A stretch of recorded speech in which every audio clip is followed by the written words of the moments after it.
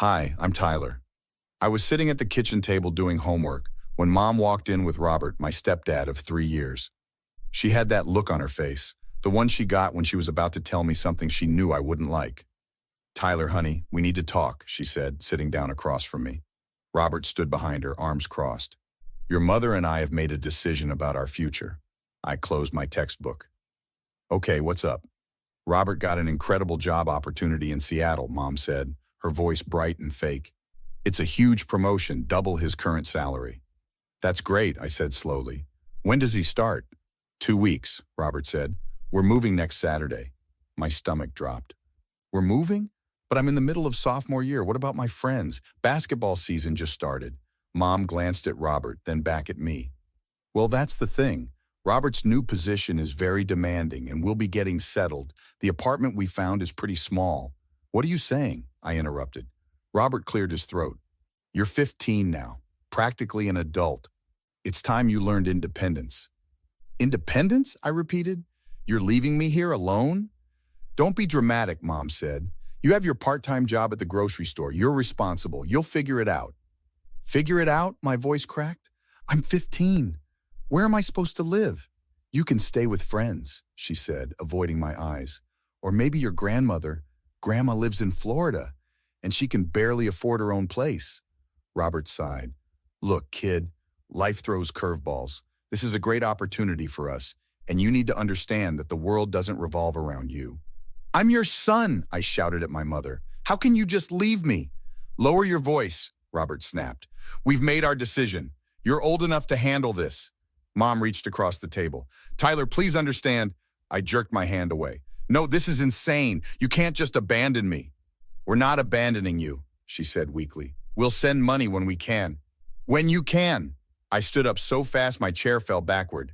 "You're moving across the country and leaving your 15-year-old son homeless, and you'll send money when you can?" The next week passed in a blur. I told my best friend Marcus what was happening while we were shooting hoops after school. "Dude, that's messed up," Marcus said. "They're seriously just leaving you?" "Saturday morning," I said. "My mom keeps trying to talk to me, but what is there to say?" "You should call someone, like authorities or something. Isn't this illegal?" "I don't know. Probably. But if I call CPS, I'll end up in foster care anyway." That Friday night, Mom knocked on my bedroom door. "Tyler, can I come in?" "It's your house," I muttered.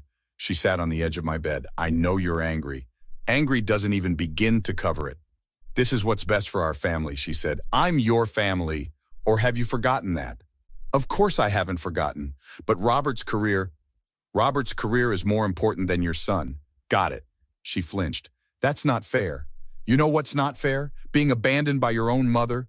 "We're not abandoning you." "Stop saying that. That's exactly what you're doing. You're choosing him and his job over me." Tears streamed down her face. "I love you, Tyler. If you loved me, you wouldn't be doing this." She left without another word. The next morning, I watched from my window as they loaded the moving truck. I didn't go downstairs to say goodbye. Marcus's older sister, Jenny, called that afternoon. She was 23 and worked as a paralegal. "Marcus told me what happened," she said. "Tyler, what your parents did, that's child abandonment. It's illegal." "What difference does it make?" "A big difference. Your mother has a legal obligation to provide for you. You're a minor." "I don't want to go into foster care." "You might not have to, but you need to document everything." "Do you have any proof they left you?" "Just the empty house." "That's a start. Can you come over? I want to help you figure this out." I sat in Jenny's small apartment while she made notes on a legal pad. "When exactly did they leave?" Jenny asked. "Yesterday morning, around 9. And they knew they were leaving you with no adult supervision, no guaranteed housing, no financial support?" "My mom said she'd send money when she could. Robert told me to figure it out." Jenny's jaw tightened. "Did anyone witness these conversations?" "Just me and them." "What about texts, emails?" I pulled out my phone. "My mom texted me this morning." Jenny read it aloud. "Tyler, I hope you understand why we had to do this.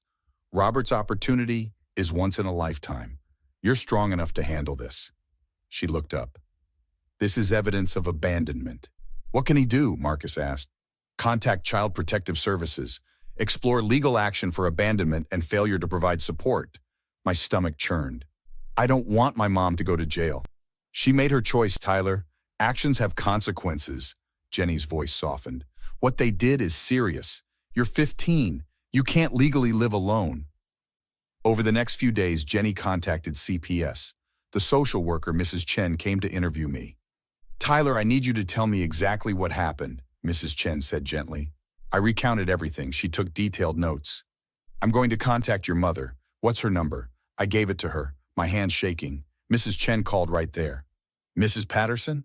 This is Linda Chen from Child Protective Services in Virginia. I'm calling regarding your son, Tyler. Yes, I'm aware you've relocated. Mrs. Patterson, you left a 15-year-old minor without adequate supervision or housing. That constitutes child abandonment. No, having a part-time job doesn't make him self-sufficient. I need you to return immediately or make arrangements for his care. That's not acceptable.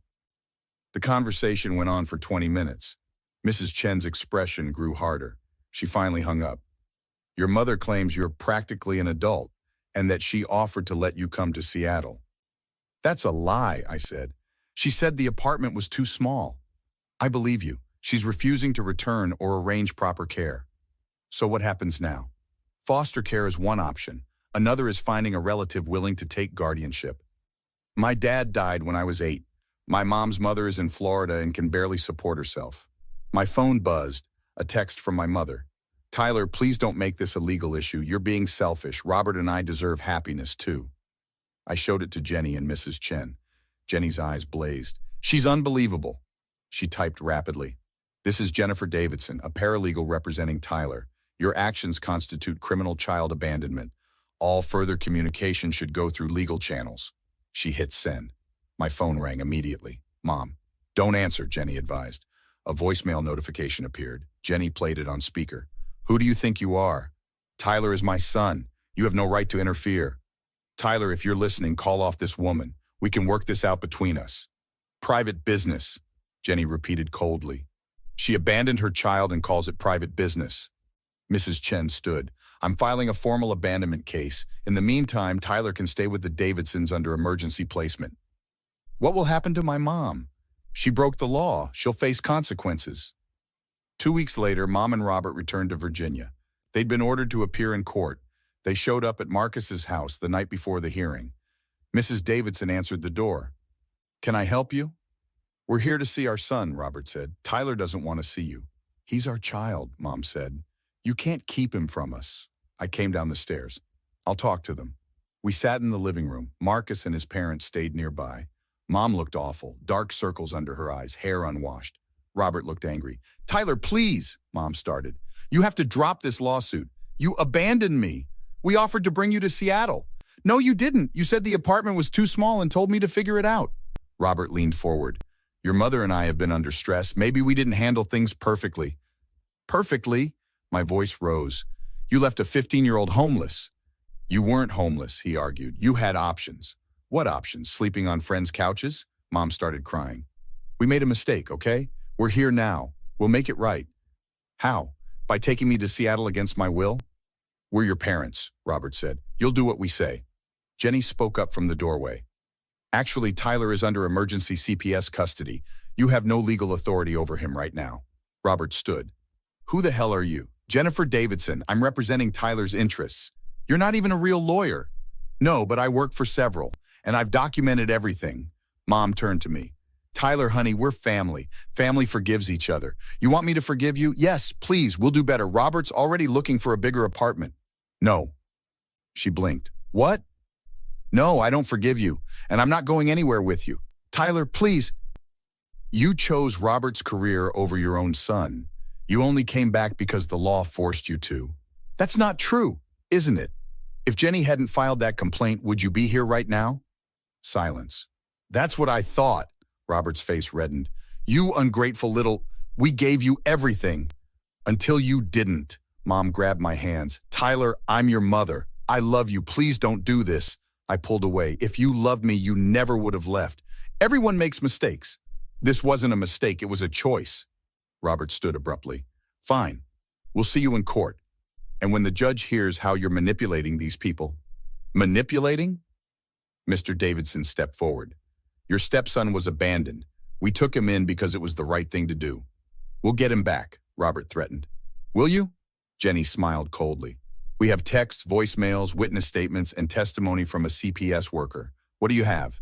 We have parental rights. Rights come with responsibilities. You failed. Robert grabbed Mom's arm. Come on, we're wasting our time. Tyler, please, Mom begged. Please don't hate me. I don't hate you, but I don't trust you, and I don't want you in my life. You'll regret this, Robert shouted. The only thing I've thrown away is people who threw me away first. The next day in court, Robert started yelling at the judge. Security had to remove him. He shoved one of the officers. Mr. Patterson, you're in contempt of court, Judge Morrison said, and you've just assaulted a court officer. Officer, place Mr. Patterson under arrest. Mom screamed. This is your fault, Tyler. You've destroyed our family. The judge banged his gavel. Mrs. Patterson, control yourself or you'll join your husband. Robert was charged with assault and contempt. 2 months later, I sat with Jenny while she read the final documents. Your mother has been ordered to pay child support. The Davidsons have temporary guardianship, Jenny explained. Robert received 6 months in jail, plus probation.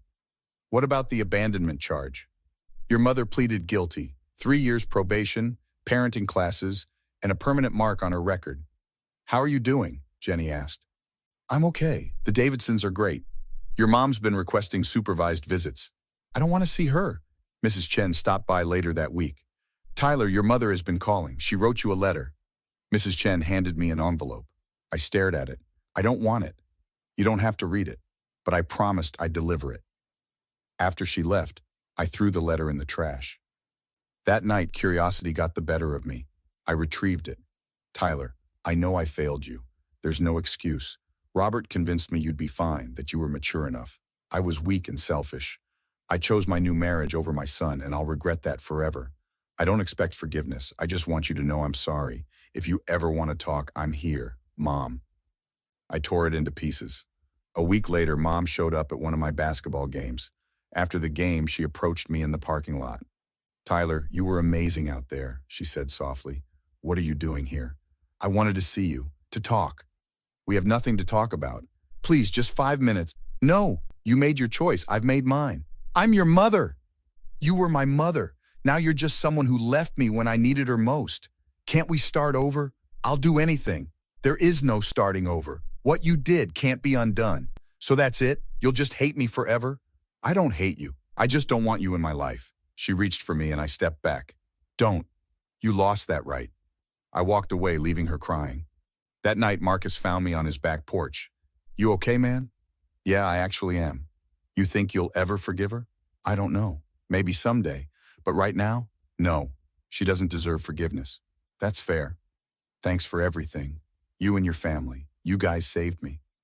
That's what family does. And dude, you're family now. 6 months later, I was thriving. My grades were the best they'd ever been. The Davidsons had officially adopted me. My mom had signed away her parental rights rather than face further legal consequences. Robert got out of jail and moved back to Seattle.